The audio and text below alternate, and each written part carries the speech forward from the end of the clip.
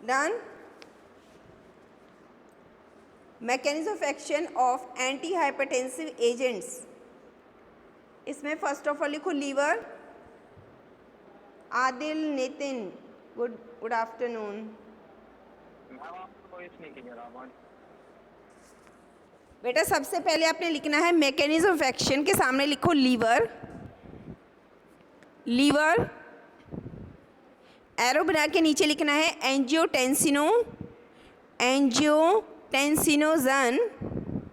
Spelling है ANGIOTENSINOGEN,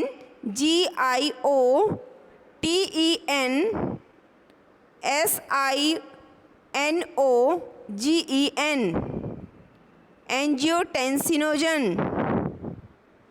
bracket में लिखो हार्मोन, ब्रैकेट्स में लिखो हार्मोन।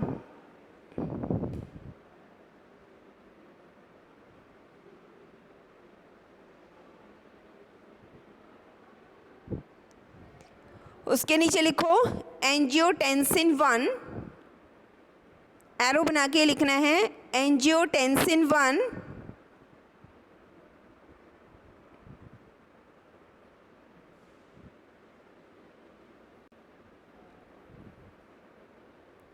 एंजियोटेंसिन 1, उसके साथ ब्रैकेट में लिखो हार्मोन।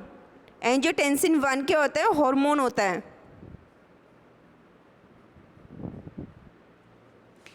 फिर उसके साथ नीचे एरो बना के लिखो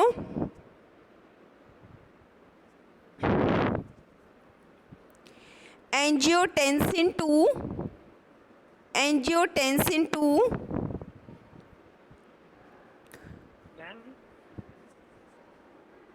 हाँ जी देवांशु, बोलो बेटा। मैम एक डाउट था कि जैसे कि हम जब हमने फर्स्ट ईयर में रास सिस्टम पढ़ा था, जब हमने मैं उस रास सिस्टम में ऐसा था ना कि जो मैम वो किडनी नहीं बनाता ना एंजियोटेंसिन, और हाँ बेटा, रेनिन से रिलीज होता है। जो रेनिन है वो किडनी से रिलीज होता है, मैं बाद में बोलूँगी अभी। ठीक है, पहले ये फ्लो जो है ऊपर से नीचे तक ये लिख लो, और आपको बाद में मैं फोटो जो है। हाँ बेटा, लीवर से जो आपने लिखा ना एंजियोटेंसिनोजन, एंजियोटेंसिनोजन क्या है? ये हार्मोन है, ये लीवर से सिक्रीट हो रहा है, हमें लीवर से मिल रहा है ये। और जो रेनिन है वो हमें किडनी से मिलता है। ये आपका रास सिस्टम कहलाता है, ये मैकेनिज्म ऑफ एक्शन।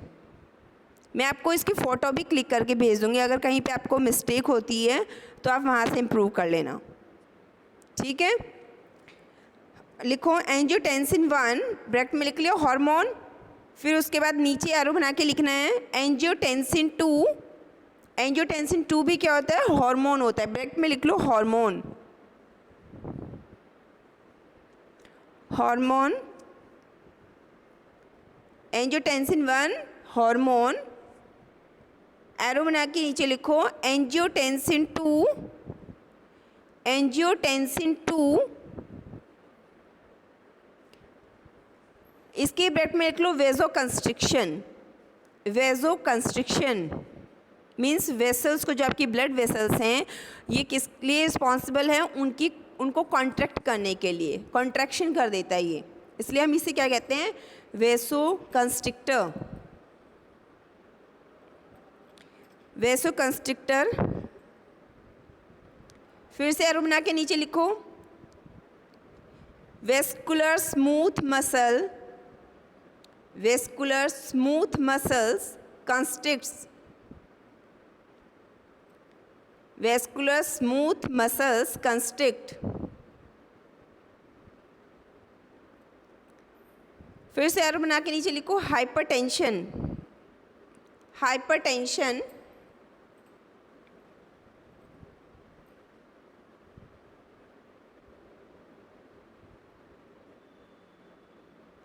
लिख लिया इतना सभी ने?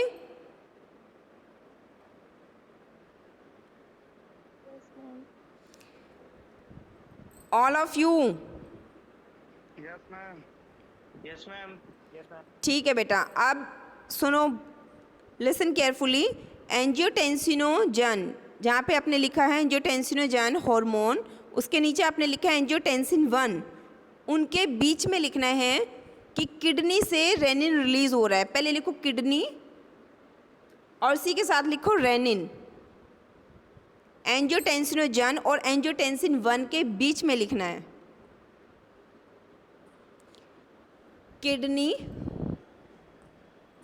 किडनी से क्या रिलीज हो रहा है? रेनिन। रेनिन क्या होता है? बी फॉर्म थर्ड ईयर पढ़ा है ना अपने फर्स्ट ईयर में सभी ने? एंजाइम होता है। यस बेटा, एंजाइम होता है। ठीक है, बीपी कंट्रोल करता है ये। और क्या करता है? इसका दूसरा नाम क्या है? ब्लड प्रेशर को क्या करता है ये? मैम लो जब हो जाता है तो उसमें मदद करता है। यानी कि रेनिन एंजाइम होता है। जब हमारा बीपी लो हो जाता है तो उसके लिए वो होता है, यानी कि ब्लड रेगुलेशन के लिए रिस्पॉन्सिबल होता है। रिस्पॉन्सिबल होता है। ठीक है बेटा, रेनिन के साथ में ब्रैकेट में लिख लेना एंजाइम, क्योंकि ये चीज़ें आपको पता होनी चाहिए। एंजियोटेंसिनोजन जो है वो हार्मोन है, रेनिन एंजाइम होता है, एंजियोटेंसिन जो है वो भी हार्मोन है। ये आपका एक्चुअली एक कॉलोजी का पार्ट होता है, लेकिन यहाँ पे मैकेनिज्म ऑफ एक्शन करना है तो इजीली आपको समझ आ जानी चाहिए हर चीज़। ठीक है, सभी ने लिख लिया। किडनी से क्या रिलीज़ हो रहा है? रेनिन। अब एंजियोटेंसिन 1 और एंजियोटेंसिन 2 के बीच में लिखना है अपने लंग्स से क्या रिलीज़ हो रहा है? एस क्या होते हैं आपके? ACE are also known as enzymes. क्या फुल फॉर्म होती है एस की? B pharm third year Devanshu पता है बेटा?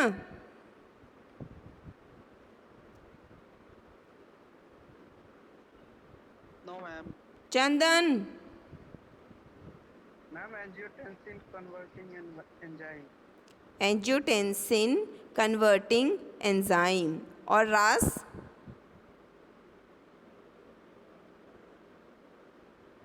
मैम रेनिन हो जाएगा, रेनिन एल्डोस्टेरोन एंजियोटेंसिन। हाँ, रास की फुल फॉर्म क्या है? रेनिन एंजियोटेंसिन, फिर से ए आ गया, एल्डोस्टेरोन सिस्टम। ठीक है, सभी को पता ही है। तो आपने लिख लिया एंजियोटेंसिन 1 और एंजियोटेंसिन 2 के बीच में आपने लिखना है लंग्स से क्या रिलीज हो रहा है? एस भी क्या होता है? एंजाइम। ठीक है, एस एंजाइम किस लिए रिस्पॉन्सिबल है? इट कंट्रोल्स द बीपी, लिख सकते हो आप ब्रैकेट में, it controls BP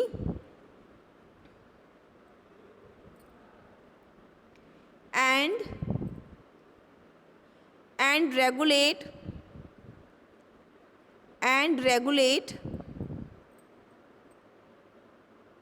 volume of fluids in the body and regulates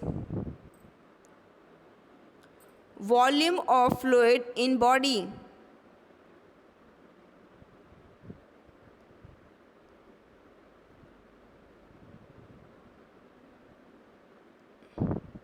Done?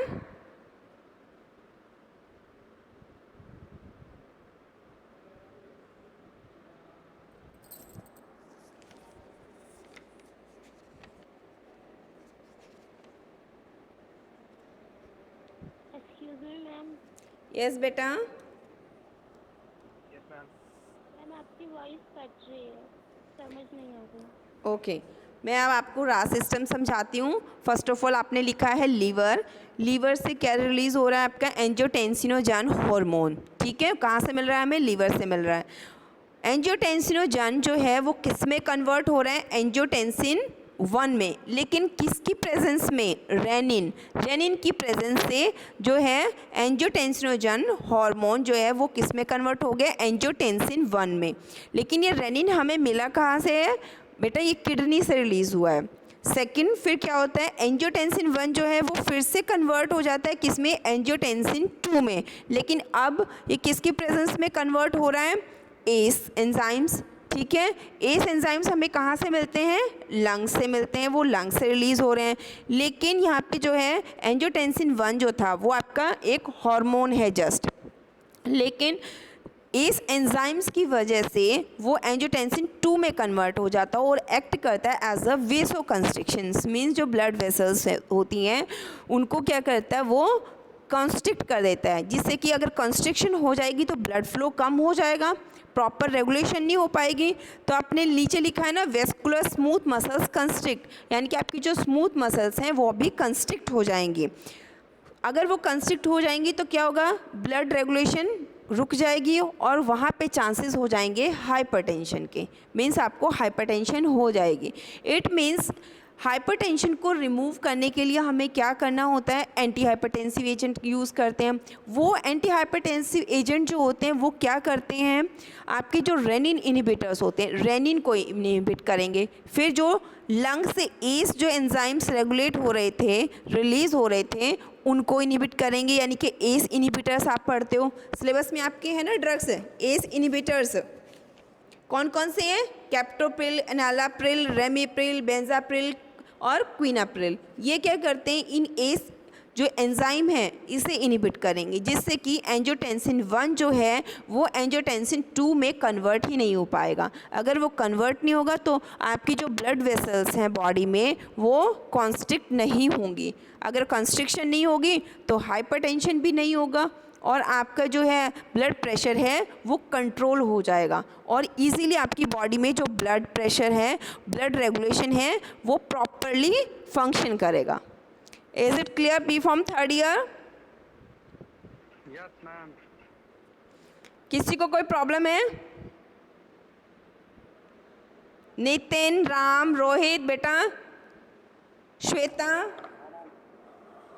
Shweta, girls में से जया। नो मैम, समझ आ गया। ठीक है बेटा, नेक्स्ट करते हैं हम सार।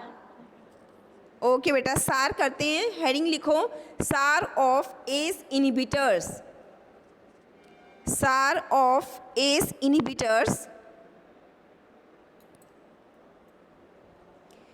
इसका फर्स्ट पॉइंट लिखो, पहले आप डायग्राम बना लो इसकी जो जनरल स्ट्रक्चर होती है।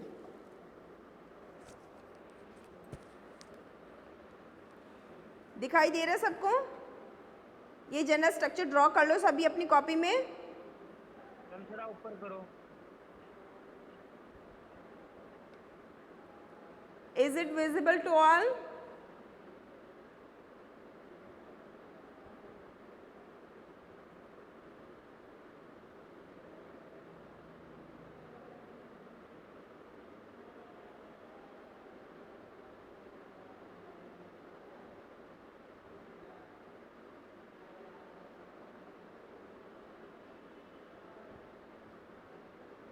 मैम थोड़ा ऊपर करो।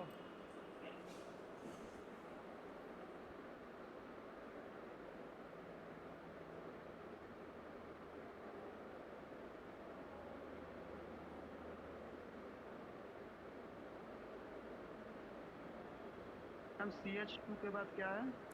CH2, उसके बाद है बॉन्ड और ब्रैकेट में लिखा हुआ है बाइंडिंग ग्रुप। बाइंडिंग ग्रुप,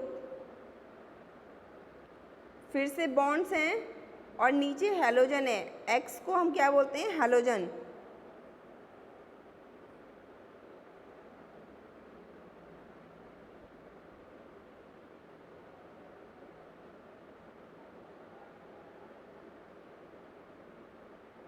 उसके बाद मैम? उसके बाद डबल बॉन्ड O और फिर नाइट्रोजन। नाइट्रोजन के साथ लिखा हुआ है रिंग।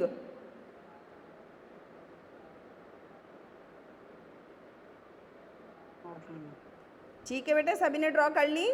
सबसे पहले बेंजीन रिंग है, उसके बाद ब्रैकेट में लिखा हुआ है CH2, ब्रैकेट के बाहर है N, फिर उसके बाद क्लोज ब्रैकेट्स, क्लोज ब्रैकेट्स में लिखा हुआ है बाइंडिंग ग्रुप, फिर उसके बाद ब्रैकेट बंद, उसके बाद फिर से बॉन्ड शुरू है और हेलोजन है, नीचे X लिखा है, फिर से C डबल बॉन्ड O और फिर नेक्स्ट बॉन्ड के साथ लिखा हुआ है नाइट्रोजन और नाइट्रोजन के साथ लिखा है रिंग। तो हम मेजरली किसकी बात करेंगे, दिस हेलोजन की जो भी सब्स्टिट्यूशन होंगी सार के अकॉर्डिंग वो इस यहाँ पे होंगी एक्स की सब्स्टिट्यूशंस होंगी और इस नाइट्रोजन की सब्स्टिट्यूशन होगी। ठीक है, क्लियर है बेटा। बाकी चेन आपकी एज इट इज़ रहने वाली है। ये जो है आपकी बेंजीनिंग भी ऐसे रहेगी, अल्काइल चेन भी ऐसे ही रहेगी, बाइंडिंग ग्रुप भी ऐसे ही रहेगा, लेकिन जो सब्स्टिट्यूशन होगी हम मॉडिफिकेशन करेंगे ड्रग में, उसकी मॉइटी में, तो वो सिर्फ कहाँ पे होगी, यहाँ पे एक्स वाली पोजीशन पे और नाइट्रोजन वाली पोजीशन पे। क्लियर है? थर्ड ईयर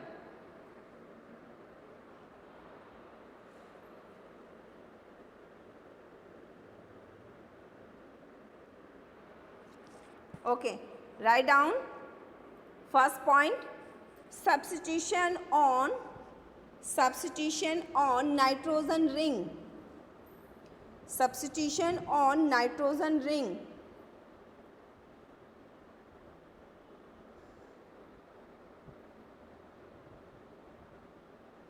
हेडिंग डाली सभी ने?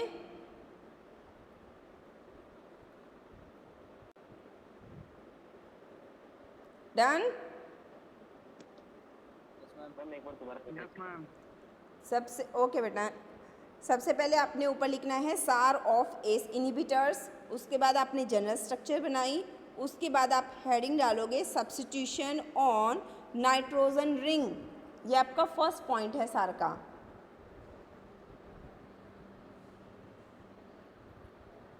Done? Write down the nitrogen ring, the nitrogen ring must contain the nitrogen ring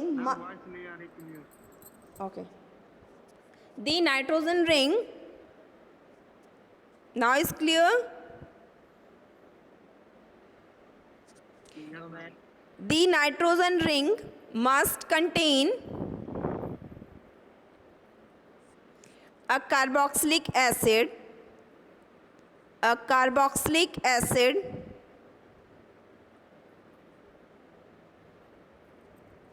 to mimic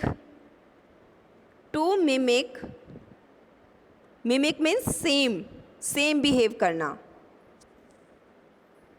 to mimic like the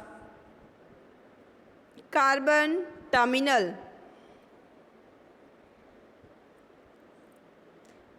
to mimic like the carbon terminal of ACE substrates,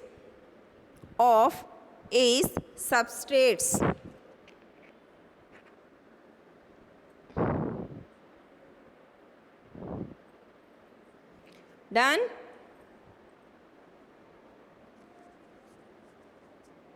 third year? तो बेटा first point में आपने क्या लिखा है कि हम किसके सब्स्टिट्यूशन कर रहे हैं, जो आपने जनरल स्ट्रक्चर बनाई है वहाँ पे जो नाइट्रोजन रिंग है, अगर हम वहाँ पे कार्बोक्सिलिक ग्रुप अटैच कर देते हैं तो वो किसकी तरह बिहेव करेगा, जैसे कि आपकी स्ट्रक्चर है कैप्टोप्रिल की, उस पर देखो नाइट्रोजन के साथ क्या है, कार्बन की अटैचमेंट है, तो उसकी तरह उसका थेरेपेटिक इफेक्ट आएगा, उसका जो बिहेव होगा वो उसी की तरह होगा। इसलिए यहाँ पे लिखा है ना to mimic like the carbon terminal of a substrate, और ए सबस्ट्रेट में कौन कौन सी ड्रग्स आती हैं, कैप्टोप्रिल, एनालाप्रिल, रेमिप्रिल, बेंजाप्रिल, तो उनमें नाइट्रोजन के साथ किसकी सब्स्टिट्यूशन है, कार्बन टर्मिनल की। ठीक है, क्लियर है बेटा? नेक्स्ट लिखो हाँ जी दानिश। मैम मुझे पूरे लेक्चर में सुनाई दिया, मेरे साइड नेटवर्क प्रॉब्लम है मैम। क्या रही है एक बार क्या बोल रहे हो बेटा दानिश? आपको पूरे लेक्चर में आवाज़ अब आई है, फिर उसके बाद मैम हम कर क्या रहे हैं, बस ये बता दीजिए। कर क्या रहे हैं हम? सार कर रहे हैं बेटा, सार of anti hypertensive drugs, S inhibitors का सार कर रहे हैं हम। Got it? Okay ma'am. Okay बेटा, यस मैम। ठीक है, तो फर्स्ट पॉइंट की जो है सेकंड पैरा वो लिखो, large hydrophobic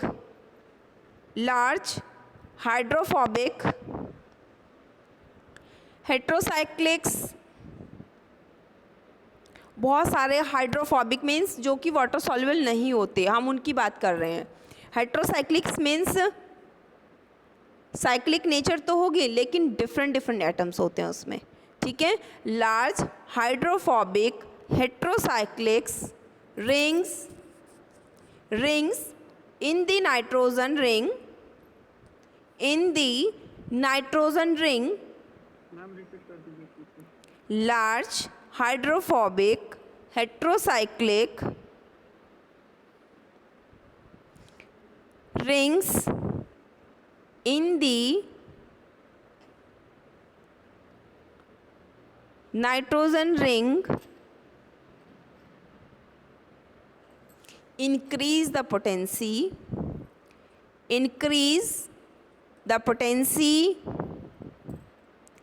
and alter the pharmacokinetic parameters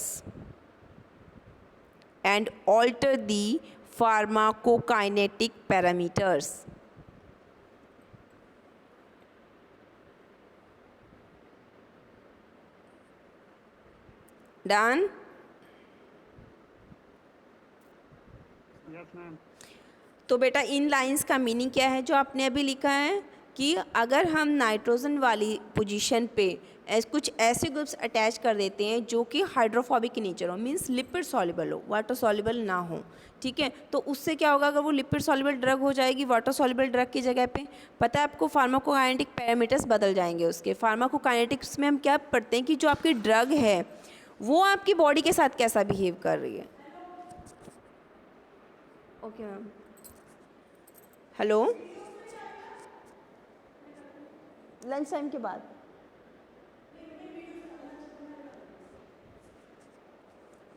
hello, B pharm third year. Yes ma'am. तो मैं क्या बताई थी कि जो नाइट्रोजन रिंग है, ठीक है, आपने जो जनरल स्ट्रक्चर में नाइट्रोजन लिखा हुआ है, नाइट्रोजन के साथ रिंग लिखा हुआ है, वहाँ पे उस पोजीशन पे अगर हम हाइड्रोफोबिक मींस लिपिड सॉल्युबल जो कंपाउंड्स हैं, सबस्ट्रेट्स हैं, उनकी सब्स्टिट्यूशन करते हैं रिंग में, तो उससे क्या हो जाता है कि जो आपकी रिंग है पूरी की पूरी जो ड्रग बनेगी उसकी पोटेंसी बढ़ जाती है और उसके जो फार्माकोकाइनेटिक पैरामीटर्स हैं वो भी चेंज हो जाते हैं। आपने ये तो पढ़ा होगा स्टैटिस्टिक्स में, फार्माकोकाइनेटिक, फार्माकोडायनेमिक, ठीक है। डायनेमिक में क्या होता है कि आपकी ड्रग बॉडी के साथ कैसा बिहेव कर रही है, और फार्माकोकाइनेटिक आपकी बॉडी जो है वो ड्रग के साथ कैसा बिहेव कर रही है।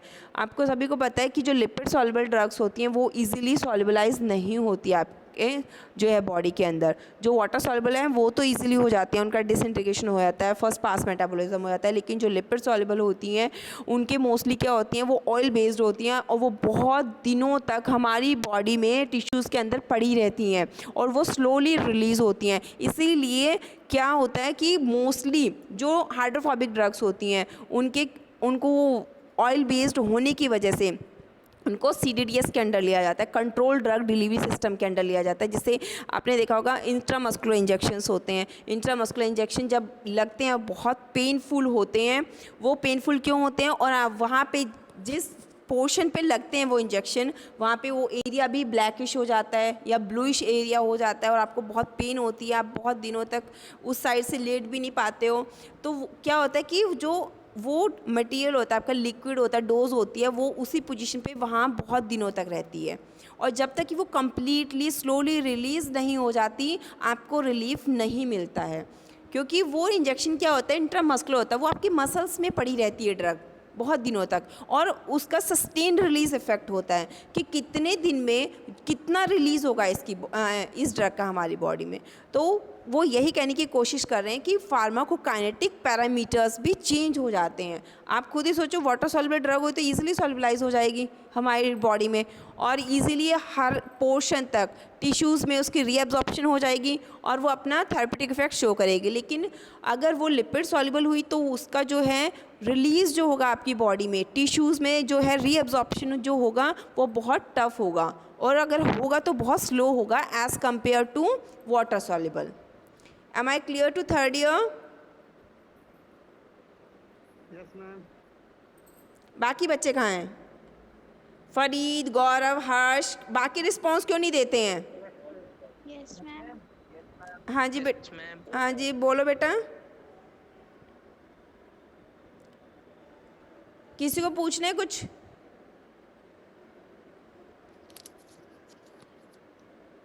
नितिन, निखिल, जीशान, सभी को समझ आ रहा है बेटा? समझ आ रहा है जी मैम। Yes ma'am. बेटा? कुछ पूछ भी लिया करो, मुझे लगे कि हाँ आपको समझ आ रहा है। मुझे ऐसा लगता है आप ऐसे म्यूट बन के रहते हो। सेकंड पोजीशन, सेकंड पॉइंट पे लिखो बेटा, substitution on x. Substitution on x.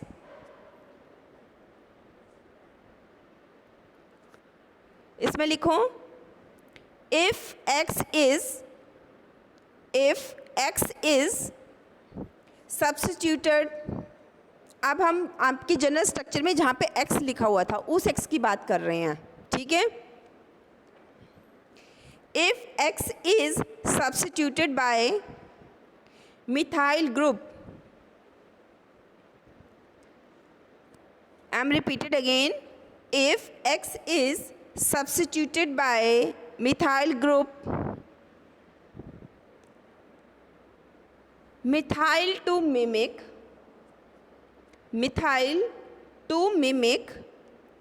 like the side chain, like the side chain of alanine, like the side chain of alanine with decarboxylate series.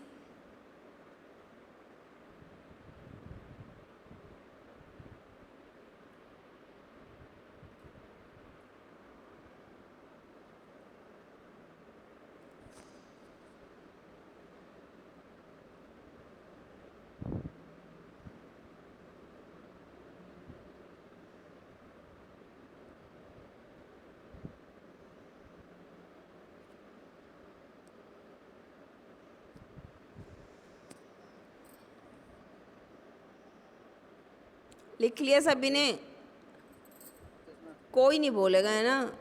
अगर मैम चुप बैठी है तो बैठी रहे। लिख लिया सभी ने बेटा?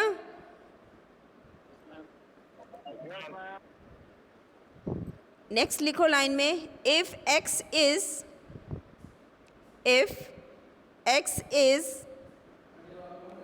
substituted, if x is substituted by n-butyl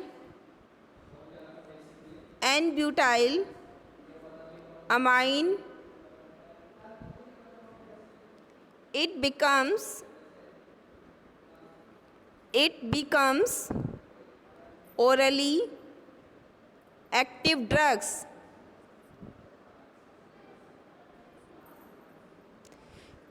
I am repeated again, if x is substituted by n-butyl amine,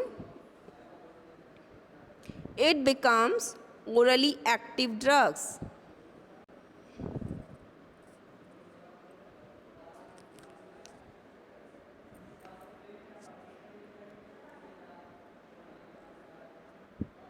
Done? ठीक है बेटा, तो ये आपने जो सेकंड पॉइंट लिखा है सब्स्टिट्यूशन ऑन एक्स, उसको मैं एक्सप्लेन कर रही हूँ। यहाँ पे जो एक्स लिखा था अपने जनरल स्ट्रक्चर में, हम उस एक्स की बात कर रहे हैं। अगर हम इस एक्स की जगह पे कोई भी मिथाइल ग्रुप अटैच कर देते हैं तो उससे क्या होगा, आपकी जो ये जनरल स्ट्रक्चर है वो किसकी तरह बिहेव करेगी, जैसे कि अगर हम साइड चेन पे एलानिन लगा लेते हैं with D carboxylate series, means कोई भी कार्बोक्सिलिक ग्रुप नहीं होना चाहिए। यहाँ पे जैसे सी डबल बॉन्ड ओ है ना आपकी जनरल स्ट्रक्चर में, ये डी कार्बोक्सिलेट हो जाना चाहिए, मीन्स कार्बोक्सिलेशन ग्रुप निकल जाना चाहिए। और क्या लिखा है, अगर हम इस एक्स की जगह पे एन ब्यूटाइल अमाइन ग्रुप लगा लेते हैं तो फाइनली कि सब्स्टिट्यूशन के बाद जो ड्रग बनेगी हम उसे ओरली ले सकते हैं, मीन्स ओरल रूट के थ्रू इजीली उसे यूज़ कर सकते हैं। क्लियर है सभी को? Third year